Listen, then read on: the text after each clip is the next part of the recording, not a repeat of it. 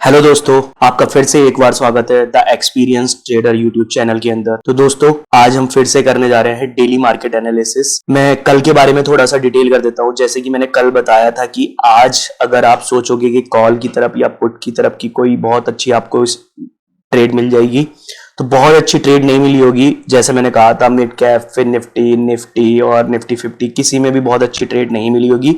हाँ, आप रिस्क पे अगर आप ट्रेड ले रहे हो तो आपको बेशक कुछ ना कुछ मिल गया होगा। जब मैं रिस्क की बात कर रहा हूं और अच्छी ट्रेड ना मिलने की बात कर रहा हूं, तो मेरे कहने का मतलब यह है कि मैं कभी भी सिंगल कैंडल स्पाइक या अनसर्टेन, जो बहुत ज्यादा निश्चित या कंटिन्यूस या कंटिन्यूटी में कोई कैंडल ना बन रही हो, मैं उन कैंडल को कंसीडर करता हूं। बाकी अदर देन को कंसीडर नहीं करता कि वो मार्केट के लिए या रिटेलर के लिए कोई एक अच्छी ट्रेड देने के लिए उपयुक्त है या नहीं है, राइट। तो जैसे मैंने कहा था, आज मार्केट ने बहुत ऊपर नीचे खेला। एक्सपायरी थी, उन एक्सपायरी के चलते उसने पूरा रिटेलर को ट्रैप किया, ऊपर की तरफ भी नीचे की तरफ भी। जैसे हमने लास्ट टाइम मैंने कहा था कि मिड कैप निफ्टी काफी अच्छी रेंज में है और काफी अच्छी तरीके से अपवर्ड मूव कर रहा है। मिड कैप ने वैसा ही काम किया। अगर मैं अभी देखूं तो मिड कैप काफी अच्छी, आज भी इसने गैप अप तो नहीं कहूंगा, बट हाँ, एक तरीके से साइडवेज से हुआ और पहली कैंडल में ही बहुत अच्छा मूव दिया, अप मूव दिया, और उसके बाद फिर अप मूव के साथ इसने काफी अच्छा हमें ऊपर की तरफ एक ट्रेंड दिया, राइट। तो इसमें हमें कुछ ट्रेड मिली थी, no doubt. Mid cap Nifty में हमें कुछ ट्रेड मिल सकती थी, अदरवाइज मार्केट ने गेम वही खेला है, ऊपर की तरफ नीचे की तरफ। तो बहुत ज्यादा कोई बहुत अच्छा स्ट्रक्चर नहीं था मिड कैप निफ्टी का भी, और इसने हमारे साथ वही गेम खेला है, हिचकोले खाने वाला। तो देखते हैं कल को क्या कर सकता है। मेरे एक्सपीरियंस के हिसाब से दोस्तों, चूंकि मिड कैप निफ्टी भी अभी एक स्ट्रॉन्ग रेंज में है, तो मेरा ऐसा मानना है कि एक सप्लाई जोन उसने बना दिया है।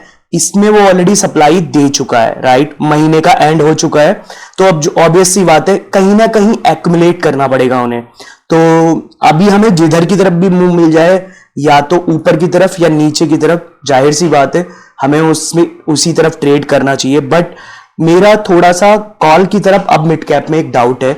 डाउट यह है कि मुझे लगता है कि मिड कैप कल ऊपर गैप अप खुलेगा, और गैप अप खुल के ये 13,000 के लेवल को टच करेगा, और फिर 13,000 के लेवल पे टच करके कुछ देर रुकेगा, और उसके बाद फिर एक नीचे का मूव देगा। क्योंकि इसने 13,000 का जो लेवल है वो तो ओपन कर दिया है, बट 13,000 पे जाने के लिए अभी तैयार है। मैं थोड़ा सा डाउटफुल हूं। उसके पीछे का कारण बहुत सिंपल सा है, क्योंकि अगर आप देखोगे तो मिड कैप निफ्टी ने इतनी अच्छी मूव दे दी है अब तक, बहुत अच्छी मूव दे दी है मिड कैप निफ्टी ने। तो मुझे थोड़ा सा डाउटफुल लगता है कि ऐसा हो पाएगा या नहीं हो पाएगा। बट हाँ, 13,000 तक ये जाएगा, एंड देन उसके बाद आपको ये नीचे आता हुआ दिखेगा, तो आप उस हिसाब से ट्रेड ले सकते हैं। बट 13,000 पे जाके बी अलर्ट, और उसके ऊपर की कॉल की ट्रेड ना ले। वहां तक के लिए आप अपने हिसाब से प्लान कर सकते हैं। चलते हैं फिर निफ्टी में। फिर निफ्टी ने बिल्कुल वही काम किया है जो मैंने कहा था। फिर निफ्टी ने ऊपर नीचे ऐसे ही खेलता रहा और सारे प्रीमियम तोड़ दिए।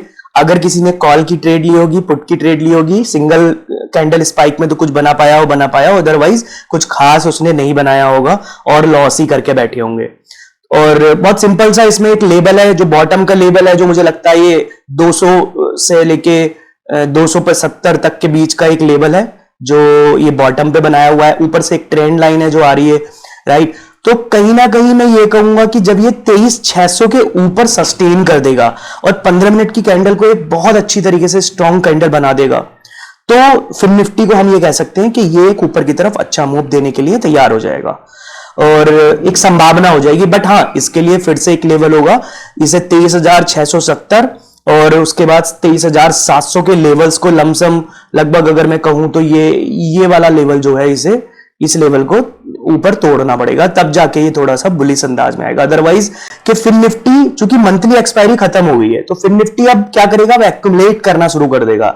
जिधर की तरफ भी आपको ट्रेंड मिलेगा, लंबा मिलेगा, आप उस हिसाब से ट्रेड ले सकते हो। एक्युमुलेशन वाला फेज इसका स्टार्ट हो जाएगा अब, राइट। तो मूव इसमें जो भी मिलेगा एक लंबा मिलेगा, तो हमें इसके लिए तैयार रहना होगा। आगे बैंक निफ्टी में चलते हैं। बैंक निफ्टी में भी बिल्कुल सेम पैटर्न है, ऊपर की तरफ से एक ट्रेंड आ रहा है। तो मेरा मानना है कि जब तक ये 51,000 या 52,000 को स्ट्रॉन्ग तरीके से क्रॉस नहीं करता, यानी इसे इस रेंज को स्ट्रॉन्ग तरीके से क्रॉस करना पड़ेगा तभी जाके कुछ हो पाएगा। अदरवाइज आज इसने कुछ ज्यादा तो करा नहीं है, लगभग 250 अंक की रेंज बना के ऊपर नीचे ऐसे करके एक ही लेवल में ये ट्रेड करता रहा। तो मुझे उम्मीद है कि कल को इस लेवल को तोड़ेगा, और जब इस लेवल को तोड़ेगा तो हो सकता है हमें एक अच्छा मूव मिले और हम एक अच्छा मूव देखें। और बहुत हद तक चांसेस है, बैंक अगर अच्छा सपोर्ट करती है तो हो सकता है कि अपनी इस ट्रेंड लाइन को तोड़ दे और ऊपर की तरफ हमें एक मूव दे। बट फिर से मैं कहूंगा कि अभी भी हम श्योर नहीं है। बट हाँ, बैंक निफ्टी को भी एक्यूमुलेट तो करना ही पड़ेगा अब, क्योंकि मंथली एक्सपायरी हो गई। तो जो भी बड़े बड़े ऑपरेटर होंगे वो अपनी क्वांटिटी को एक्यूमुलेट करेंगे, उसके बाद फिर उन्हें एक मूव तो लेना ही पड़ेगा, अदरवाइज वो लोग भी पैसा नहीं बनाएंगे। तो मुझे उम्मीद है कि कहीं ना कहीं एक मूव देखने को मिलेगा हमें। आगे चलते हैं निफ्टी 50 के अंदर। निफ्टी 50 में भी बहुत अच्छा है। निफ्टी 50 अगर देखा जाए तो निफ्टी 50 ने एक बड़ी अच्छी रेंज बनाई है। निफ्टी 50 की जो रेंज है वो ये है, और मुझे उम्मीद है कि कल ये गैप अप खुलेगा, और जब ये गैप अप खुलेगा तो समवेयर नियर अबाउट हो सकता है 100 पॉइंट या 150 पॉइंट के आसपास भी खुल जाए और ये इस रेंज को तोड़ दे। अगर ये इस रेंज को तोड़ देता है तो फिर हमारे लिए एक चीज अच्छी हो जाएगी कि 25,000 के लेवल तक का वेट करेंगे, यानी शुरू के 15 या 20 मिनट के लिए हम वेट करेंगे। हो सकता है 1 घंटे तक भी करना पड़े, श्योर नहीं हूं मैं, बट मुझे लगता है कि 25,000 के लेवल तक हमें वेट करना चाहिए। 25,000 से 50 या 70 नंबर तक का आगे का ऊपर का मूव दे सकता है, 50 या 70 नंबर लगभग इतना मूव दे सकता है। उसके बाद फिर ये एक बार रिट्रेसमेंट मारेगा। अगर रिट्रेसमेंट मारता है फिर हमें एक ट्रेड मिलेगी बहुत अच्छी, और ये रास्ता खोल देगी हमारे लिए 25,250 के, राइट। तो हमारा ये वाला लेवल फिर निकल के आना शुरू हो जाएगा, राइट। तो तब तक के लिए हम वेट करेंगे। ये थी दोस्तों मेरी आज की एनालिसिस, और ये एनालिसिस हमने की है 1 अगस्त के लिए। उम्मीद करता हूं कि आपको मेरी एनालिसिस से फायदा हुआ होगा या आपको एजुकेशनल पर्पस के लिए समझ में आया होगा। दोस्तों मैं आपको एक डिस्क्लेमर देना चाहता हूं, मैं अपने इस चैनल पे कभी भी किसी भी बाय और सेल की टिप नहीं देता हूं। मैं अपने अनुभव आपके साथ साझा करता हूं। उम्मीद करता हूं कि उन अनुभव के बेस पे आपको सीखने को मिलेगा। एजुकेशनल पर्पस के लिए आप काफी कुछ समझ सकते हैं। वो साइकोलॉजी जो रिटेलर के लिए घातक है, वो साइकोलॉजी जो रिटेलर के लिए फायदेमंद है, या वो साइकोलॉजी जो ऑपरेटर सोच रहा है और हमें दिलासा दिला रहा है और देन हमें फिर ट्रैप में फंसा रहा है। तो मैं उन सबको आपके साथ साझा करता हूं। उम्मीद करता हूं कि आपको इस वीडियो से फायदा हुआ होगा।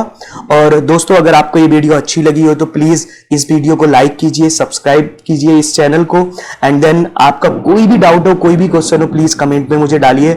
और अगर आप किसी और टॉपिक पे, ऐसे टॉपिक पे वीडियो चाहते हैं जो आपको लगता है कि आपके लिए बहुत जरूरी है, तो डेफिनेटली आप कमेंट में डालिए। मैं नेक्स्ट वीडियो उसी टॉपिक पे बना के आपके साथ साझा करूंगा। थैंक यू दोस्तों, मिलते हैं अगली वीडियो में। जय हिंद।